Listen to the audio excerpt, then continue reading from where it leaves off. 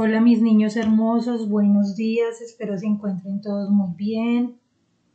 El día de hoy vamos a dar final a los temas de ciencias sociales y vamos a cerrar con lo que es la reconquista española.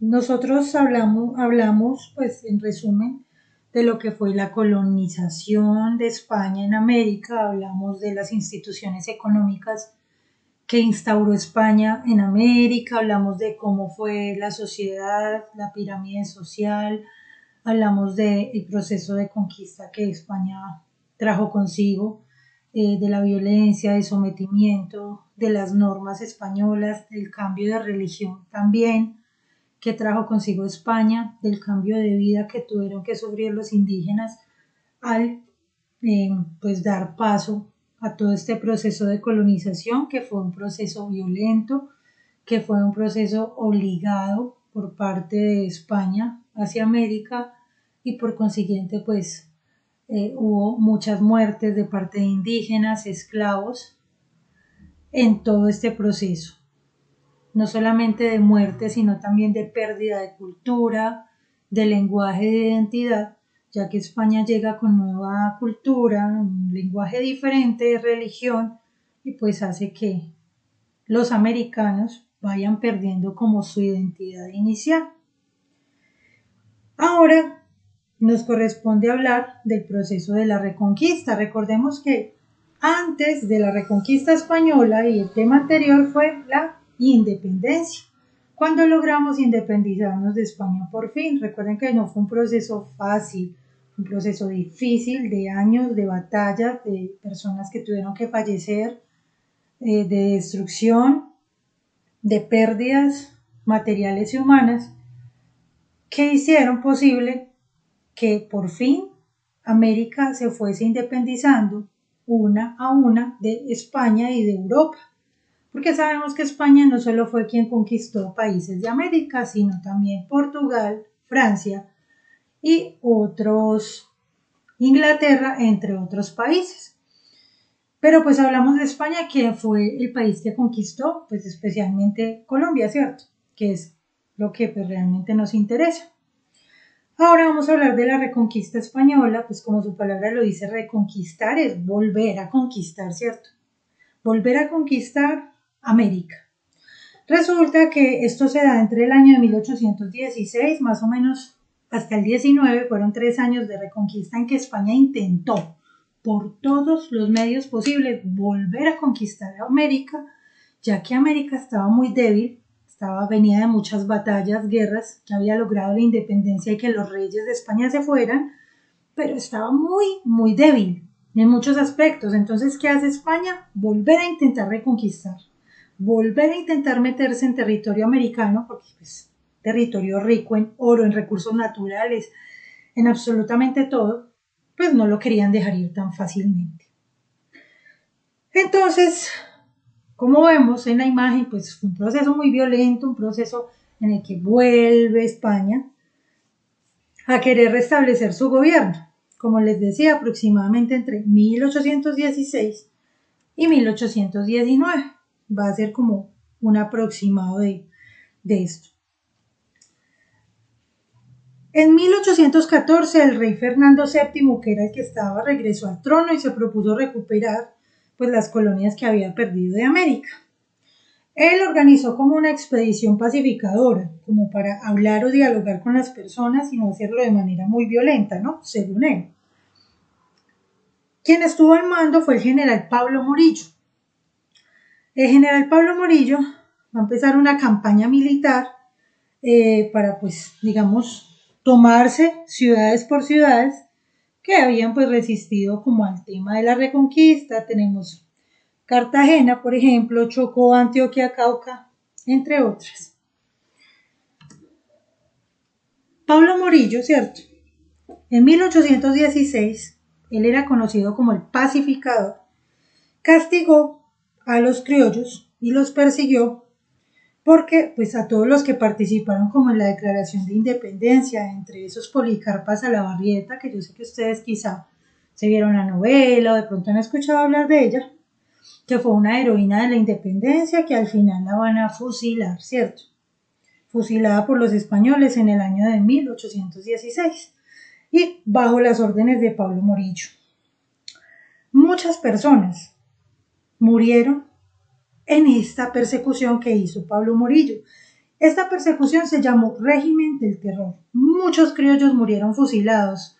Así como ustedes ven en la imagen, a ellos los ponían en plaza pública, contra una pared, en este caso, contra una pared de madera, y los fusilaban delante de todo el pueblo para que los demás pues tuviesen miedo y temor de levantarse o rebelarse. Camilo Torres, Francisco José de Caldas, Policarpa Salabarrieta, Antonia Santos, entre otros, murieron en ese proceso de querer independizarse por fin de España, murieron por la patria.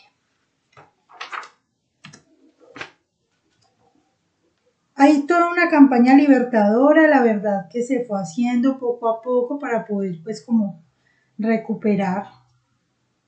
Finalmente España no lo logra, lo hace durante 3 años y en esos 3 años mueren tantas personas. Después de esos 3 años empieza un proceso que se va a llamar la Gran Colombia. Así se va a llamar Colombia en un tiempo. Y va a ser la unión de 3 países. Nueva Granada, que es Colombia, Quito, Ecuador y Venezuela, que van a ser un solo país y se va a llamar la Gran Colombia. Esto sucede en 1819, después de que España finalmente, de tanta lucha, de haber matado tantas personas, se regresa a su país y ya deciden por fin independizarse. La Gran Colombia fue una república creada por Simón Bolívar. En 1819 él unificó en una sola nación o país, pues ya les dije qué país, es cierto. Entonces, en esta unión se aprobó, pues, esto se aprobó en Venezuela. Esto lo que pretendía era crear solo una nación para mantener como su independencia y ser como más fuertes frente a España y que España no se fuera a volver a meter como en el país. Entonces, resulta que en mayo de 1821 en la ciudad de Cúcuta se elabora la Constitución de 1821, que vemos en este momento en pantalla.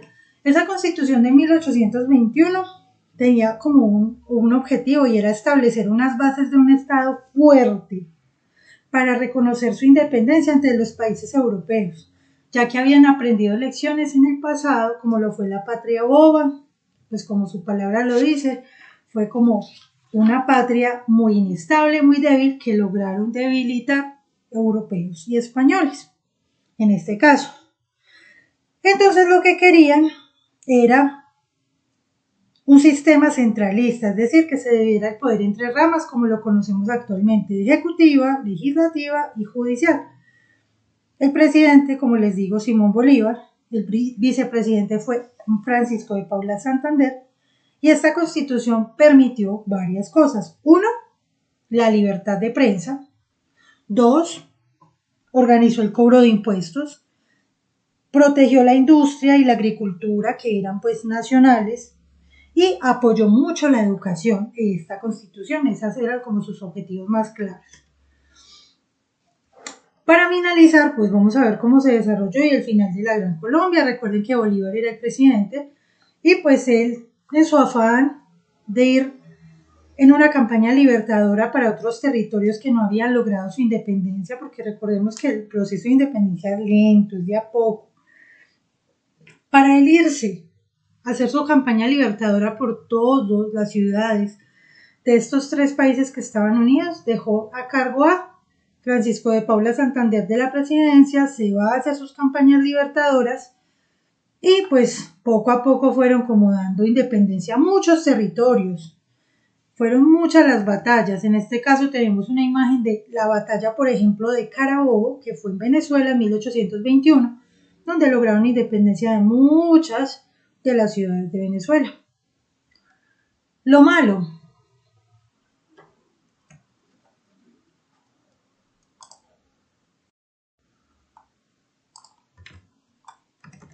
Lo malo o lo negativo, como todo, ¿cierto?